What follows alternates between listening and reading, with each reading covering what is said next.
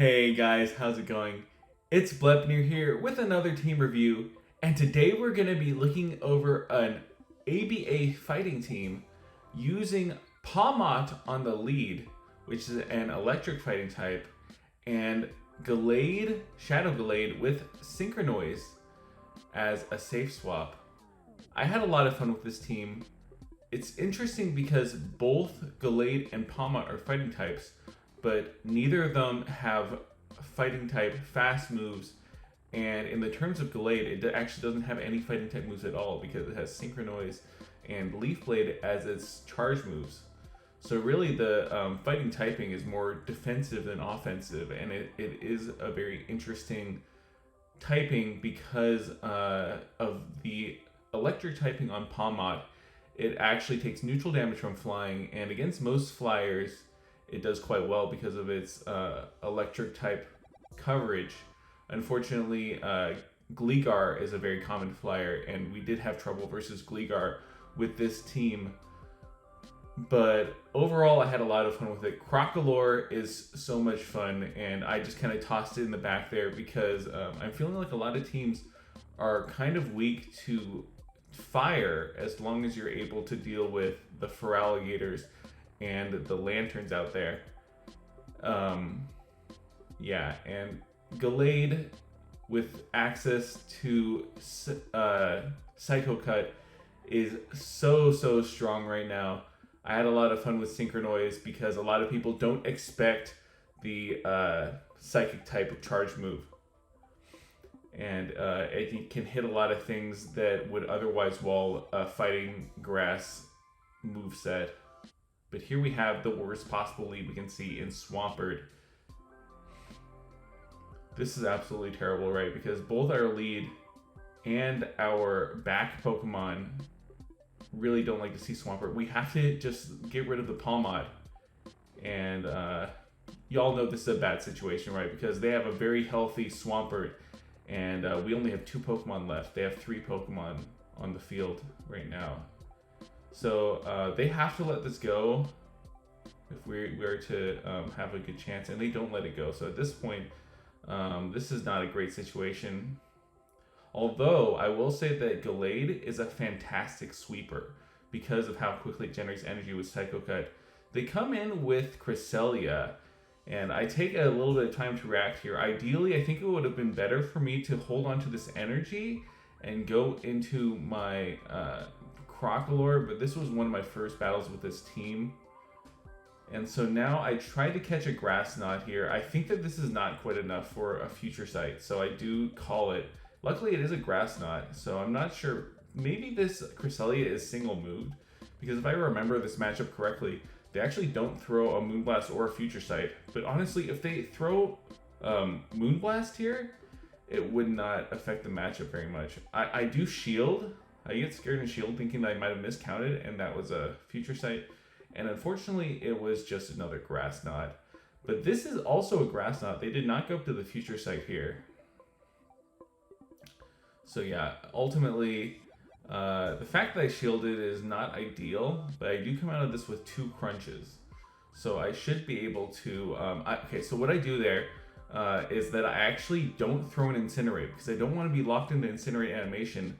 I want to come in with Gallade and snipe them with a Leaf Blade. And they have Registeel in the back, and Registeel is the best thing that we can possibly see, even though we don't have close combat. If we had close combat, this would obviously be over, but going straight Synchronoise here, actually we're going to throw a Leaf Blade. This makes sense, because Synchronoise does a little bit more than Leaf Blade, but honestly, Leaf Blade is a lot more energy efficient here. And this game is completely over, because unless they get a perfect farm here, if they like undercharge just the right amount and farm me down, then they might have been able to tie me to this first crunch, and then we would have a problem. But because they fully charge their move and take me out, they're not going to reach a charge move versus our Crocolore, and that is a good game.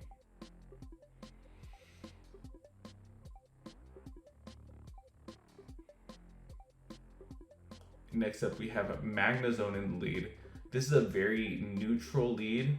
However, obviously the close combat would one-shot, so we should guarantee a shield here with the close combat. Ideally, I should have farmed up more, but we just take them out, and that is amazing. That close combat was enough to take out like 2 Magna Zones almost, but then they have a Whimsicott, and so we kind of have to safe swap here because we want to preserve our PAWMOT. Our PAWMOT has so much health left that, okay, and we land the Synchronoise, and I'm telling you guys, Synchronoise is such a good move. Look how much that did. That put them easily into Leaf Blade range. And then they throw a Grass Knot. It takes us out, so it's smart that they recognize that Grass Knot is enough to take us out. But wow, what damage that did. Whimsicott is not the most fragile Pokemon either. And thankfully, they actually don't reach a move there, or they did not, at the very least, they did not throw their Grass Knot there.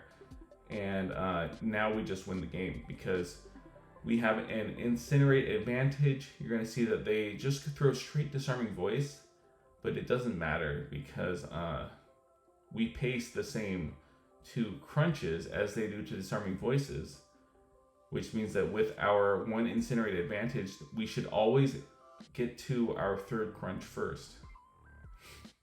And so here's another good thing about Crocalor versus the Skeledirge is that it pretty much just straight beats Skeledirge unless the Skeledirge can successfully bait a Disarming Voice and get us to shield it. So yeah, this Crunch should be just about enough to take them out, and sure enough it is, and that is a good game.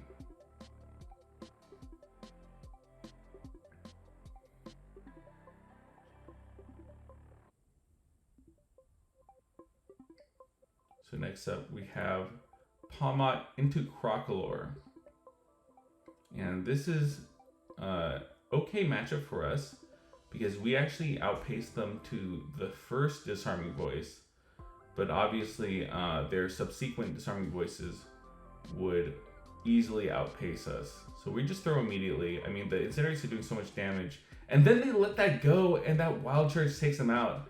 So what a great showcase of the power of Wild Charge. Crocalor is far from a glassy Pokemon, and yet the Wild Charge took them out with just the Spark fast move damage. It's very impressive. And then they switch it into an Umbreon, and this is not great for me because I don't have close combat. But once again, even though I am wishing that I had close combat here, we still are able to do a lot of damage with just the Leaf Blade. So this isn't the worst matchup in the world. We do survive 1 Foul Play, and we could have actually CMP tied there.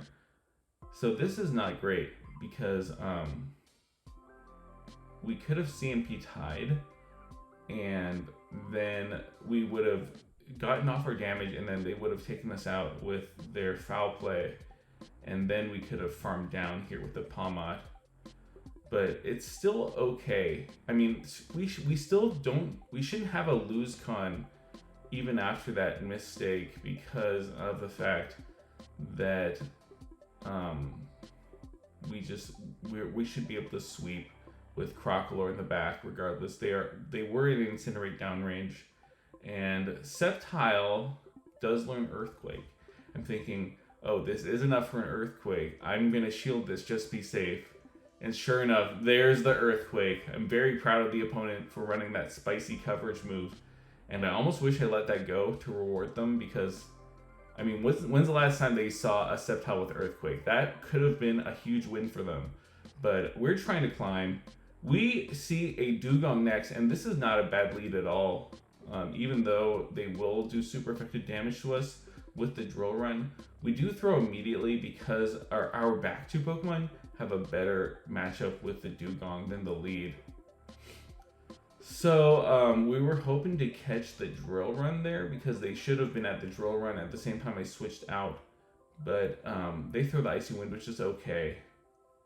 The Dragonite might actually shield this. A close combat does like 70% damage to a Dragonite. So they do shield, very fortunately. Which is the best case scenario we could ask for, really. And what we're going to do here is we're going to single shield the Crocalor, and then I think that we have to go right for the Disarming Voice immediately. Yeah, they did not throw at the optimal timing there. They let me get a few turns through, and that's really good for us.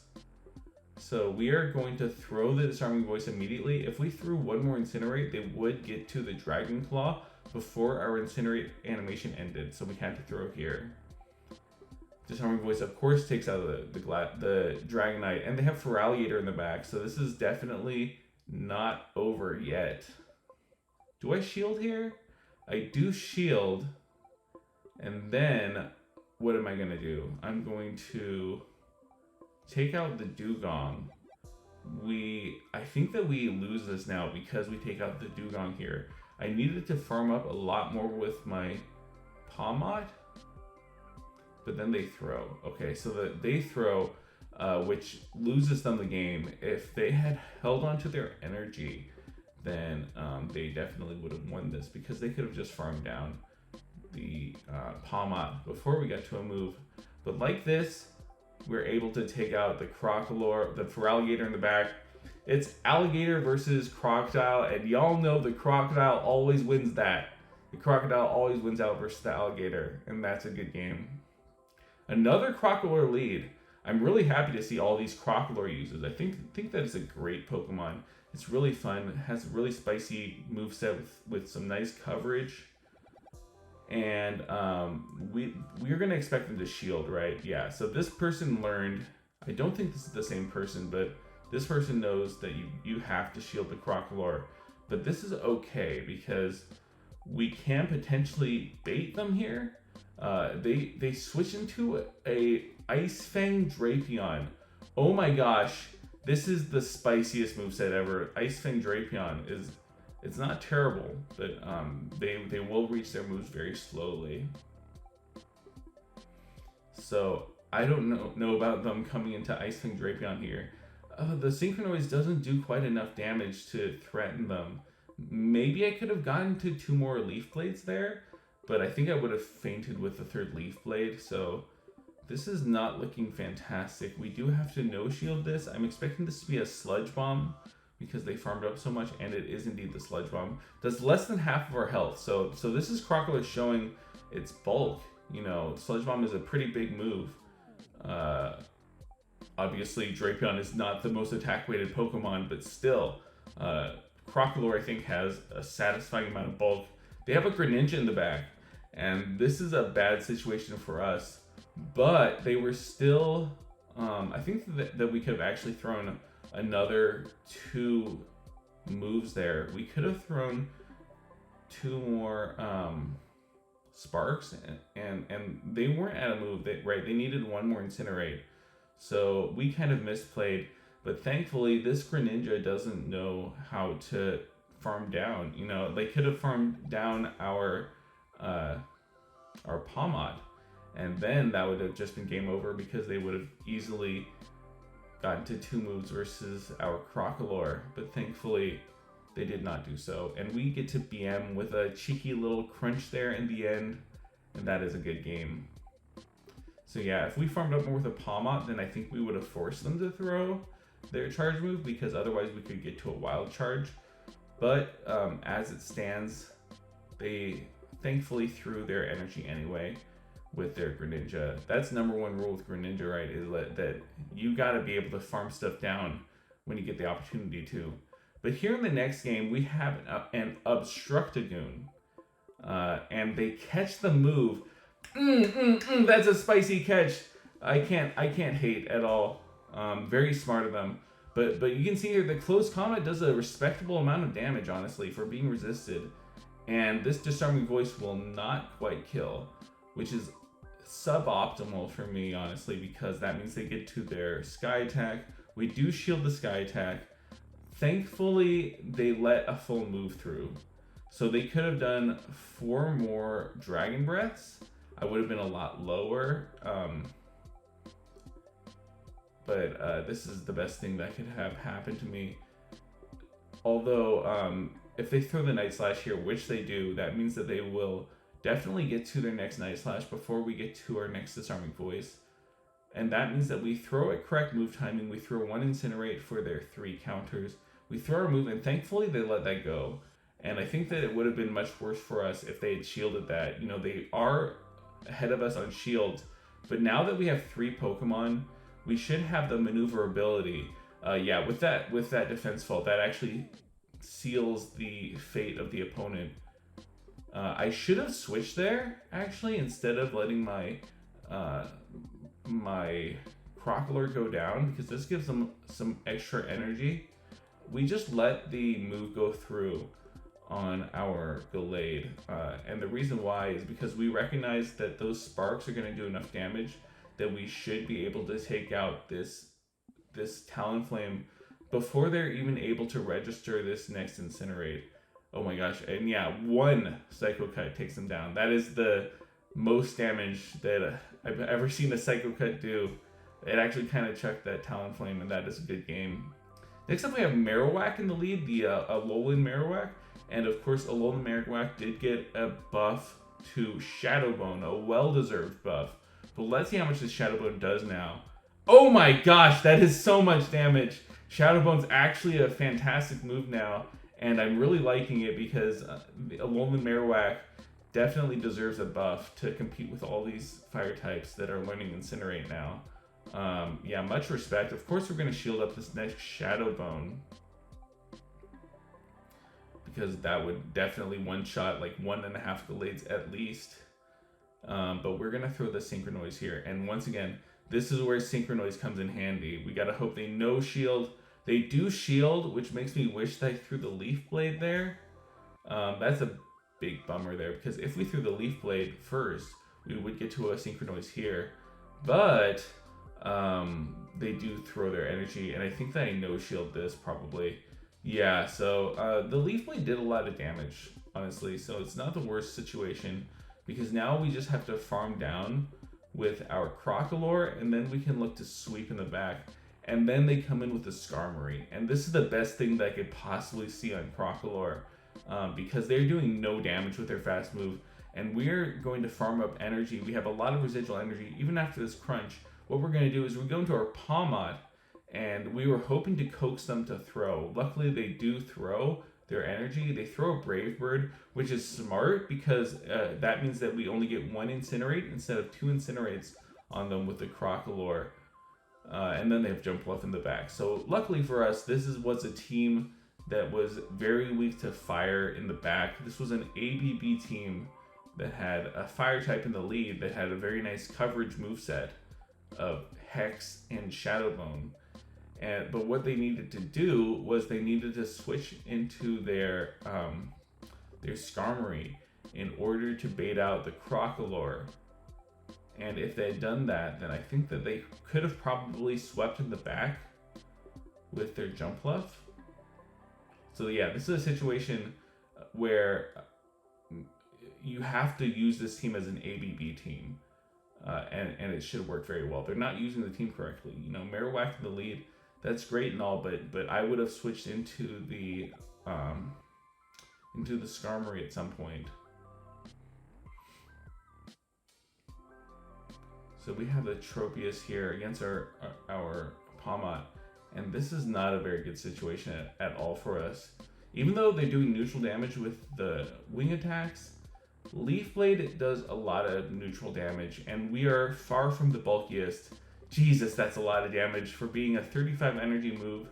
PAWMOT is just not showing itself in the best light right now. The Wild Charge also does a lot of damage, but it only really does about as much proportionally as the Leaf Blade did to us. So, yeah, not the best situation. I have to decide how I want to play this out. I come into the Crocalor. They have Feraligatr. And this is not a great situation. We do tie to the move. Of course, we win CMP with Gallade. Yeah, I think that they're 1 over, right? Because they did 2 Shadow Claws on the Crocalor before we switched. We have to let that go. And now we are going to just keep farming up because we're hoping that they throw it suboptimal timing and then we can outpace them. But here, I don't think that we outpace them. I think that they can double up here. Can they? We throw an extra incinerate because they were at the move. And yeah, we can actually farm down. So they weren't at as much energy as I was fearing. But here they have the Poliwrath in the back, and this is gonna get really tricky.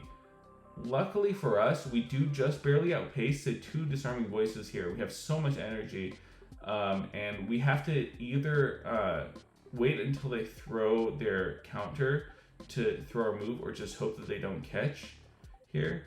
And luckily they don't catch. We didn't wait a half turn like we should have to make sure they threw their counter, but luckily we are able to we actually lose. Okay, so I was thinking that we would win this, but the Tropius does get to a Leaf Blade here, and that is a good game.